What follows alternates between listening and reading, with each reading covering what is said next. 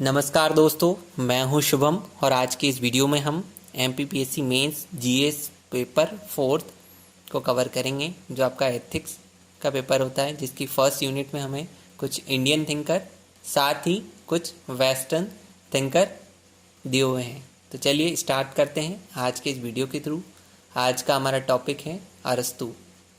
जो अरस्तु थे, इनका जन्म 322 ईसा पूर्व यूनान, आज के ग्रीस में हुआ था। एक महान यूनानी दार्शनिक थे। ये प्लेटो के शिष्य थे, वह सिकंदर के गुरु थे। इनका जन्म स्टेगेरिया यूनान में हुआ था। इनके जो पिता थे वो मकदूनिया यानी आज के मैसेडोनिया के राजा के दरबार में शाही वैद्य थे। मैसेडोनिया का प्रभाव इनके जीवन पर काफ़ी अधिक रहा। इनके पिता के देहांत के बाद बौद्धिक शिक्षा हेतु इन्हें इनके अभिभावक के द्वारा एथेंस भेज दिया गया। ये 20 वर्षों तक प्लेटो से शिक्षा प्राप्त की और अंत में उसके बाद फिलिप, जो मैसेडोनिया के राजा थे उस समय, उनके पुत्र सिकंदर की शिक्षा अरस्तु के द्वारा प्रदान की गई। इन्हें फादर ऑफ बायोलॉजी भी माना जाता है, जूलॉजी, और फादर ऑफ पॉलिटिकल साइंस यानी प्रथम राजनीतिक वैज्ञानिक भी इन्हें माना जाता है। अरस्तु ने भौतिकी, आध्यात्म, कविता, तर्कशास्त्र, राजनीति शास्त्र, नीति शास्त्र, जीव विज्ञान सहित अनेक विषयों पर अपनी रचनाएं की हैं। इन्होंने पश्चिमी दर्शन शास्त्र की पहली व्यापक रचना की, जिसमें नीति, तर्क, विज्ञान, राजनीति और आध्यात्म का मेलजोल था। भौतिक विज्ञान पर अरस्तु के विचार ने मध्ययुगीन शिक्षा पर व्यापक प्रभाव डाला और इसका प्रभाव पुनर्जागरण पर भी पड़ा, जिसने अंतिम रूप से न्यूटन के भौतिकवाद ने इसका स्थान ले लिया। उनकी आध्यात्मिक रचनाओं ने मध्ययुगीन इस्लामिक और यहूदी विचारधारा को भी प्रभावित किया और वे आज भी क्रिश्चियन, खासकर रोमन कैथोलिक चर्च को भी प्रभावित कर रही है। उनका दर्शन आज भी कक्षाओं में पढ़ाया जाता है।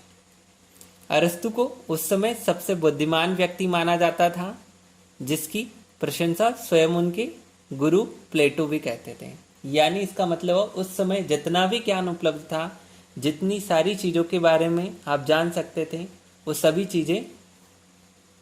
चीज़ों के बारे में अरस्तु जानते थे। अरस्तु ऐसे पहले व्यक्ति थे जो परंपराओं पर भरोसा न कर किसी भी घटना की जांच के बाद ही किसी भी नतीजे पर पहुंचते थे। उनका दृष्टिकोण वैज्ञानिक और तर्क पर आधारित था। अरस्तु के अगर दर्शन की बात की जाए तो अरस्तु का दर्शन जो था तर्कों पर आधारित था। अरस्तु के अनुसार राज्य का जन्म मनुष्य की आवश्यकताओं की पूर्ति के लिए हुआ है। राज्य जो है व्यक्ति के कल्याण का एक साधन है। अरस्तु का मानना था कि मनुष्य एक सामाजिक प्राणी है। मनुष्य क्या एक सामाजिक प्राणी है। मनुष्य समाज में ही रह सकता है। मनुष्य अपने व्यक्तित्व का विकास पूर्ण रूप से समाज में रहकर ही कर सकता है। अरस्तु के अनुसार राज्य को अच्छाई को प्रोत्साहन देना चाहिए। नागरिकों को नेक बनाना राज्य का ही कार्य है ना, स्टेट का काम है। और न्याय निष्ठा की स्थापना राज्य का लक्ष्य है। अरस्तु के अनुसार राज्य एक स्वाभाविक संस्था है। वह एक ऐसी आंगिक इकाई है जिसमें प्राणी के सभी गुण मौजूद हैं। अरस्तु के अनुसार राज्य एकता तभी हो सकती है जब विविधता में एकता का सिद्धांत अपनाया जाए। उनके अनुसार जब विविधता का अंत करके एकता स्थापित की जाएगी, जो डाइवर्सिटी है ना, उसका अंत करके जब एकता स्थापित की जाएगी तो राज्य का प्राणांत हो जाएगा, है ना। अरस्तु एक ऐसा प्रथम विचारक है जिसने राजनीतिक दर्शन में राज्य की उत्पत्ति के विकासवादी सिद्धांत का बीजारोपण किया। उनका जो दर्शन था यथासंभव वैज्ञानिक था और यथार्थवादी था। अरस्तु प्रथम राजनीतिक वैज्ञानिक क्यों माने जाते हैं? अरस्तु ने तत्कालीन लगभग उस समय के जो लगभग 158 राज्य थे उनके संविधानों का गहन अध्ययन किया और अपने दृष्टिकोण और अपने तर्क का सहारा लेते हुए उन्होंने निष्कर्ष दिया। संविधान, उस समय के संविधानों को 3 कैटेगरी में उन्होंने बांटा। एक जो राजतंत्र के अंतर्गत जिसमें वे संविधान शामिल किए उन्होंने, जो एक व्यक्ति का शासन जिस पे होता है राजतंत्र में जैसे। दूसरा एक सामंती व्यवस्था जिसमें कुछ व्यक्ति शासन व्यवस्था का संचालन करते हैं। तीसरा लोकतंत्र जिसमें सभी का शासन होता है। और सबसे बड़ी बात, ये तीनों व्यवस्थाएं अच्छी और बुरी हो सकती है। जैसे कि राजतंत्र है ना, अगर राजतंत्र जो जनता के हित में अगर शासन करता है तो वो ठीक है, अन्यथा राजतंत्र निरंकुश हो जाता है। ठीक इसी प्रकार सामंती व्यवस्था है ना, वो अगर जनता के हित में अगर काम करे तब तो ठीक है, अन्यथा ये एक धनिक तंत्र हो जाता है, कुछ ही लोगों का इसमें बोलबाला रहता है। तीसरी व्यवस्था जिसमें सभी का शासन की बात की गई, उसके लिए भी यही बातें लागू होती हैं कि अगर वो जनता का शासन, जनता के हित में अगर शासन होता है तो वो अच्छा शासन है। अगर वो स्वहित के लिए शासन होता है ना, राजनेताएं जो है अपने हित के लिए अगर शासन करते हैं तो वो एक भीड़ तंत्र में तब्दील हो जाता है। अरस्तु के अनुसार संविधान अच्छे और बुरे हो सकते हैं। अरस्तु और प्लेटो के विचारों में अगर अंतर की बात की जाए तो प्लेटो ने जिस आदर्श राज्य की कल्पना की थी उसमें सभी लोग परस्पर समान होंगे।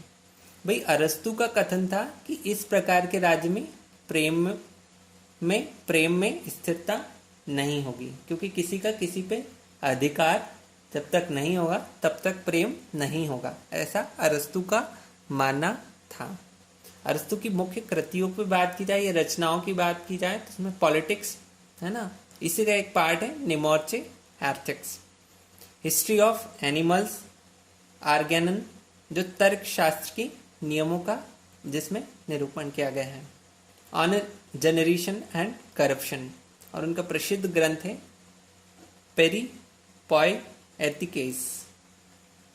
सिकंदर का अरस्तु के बारे में कथन था कि मेरे पिता मेरे जीवन दाता हैं, लेकिन अरस्टियल ने मुझे यह ज्ञान प्राप्त हुआ कि मनुष्योचित जीवन किस प्रकार धारण किया जा सकता है। अगर अरस्तु के कुछ अनमोल विचारों को हम जाने तो शिक्षा समृद्धि में एक आभूषण और आपदा में एक पनाह है। वाकई में ये सही साबित होता है।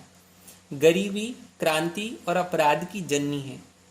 जब भी पॉवर्टी पे आपको ऐसे लिखना हो तो आप ऐसे किसी कोड से भी ऐसे की शुरुआत कर सकते हो या इन कोड का अपनी सुविधा अनुसार उपयोग कर सकते हो। एक युद्ध जीतना उतना ही पर्याप्त नहीं है, बल्कि शांति व्यवस्था स्थापित करना अधिक महत्वपूर्ण है। वाकई में ये बात ही महत्वपूर्ण बात है। सब्र कड़वा होता है पर उसका फल मीठा होता है, यह कथन भी अरस्तु का है।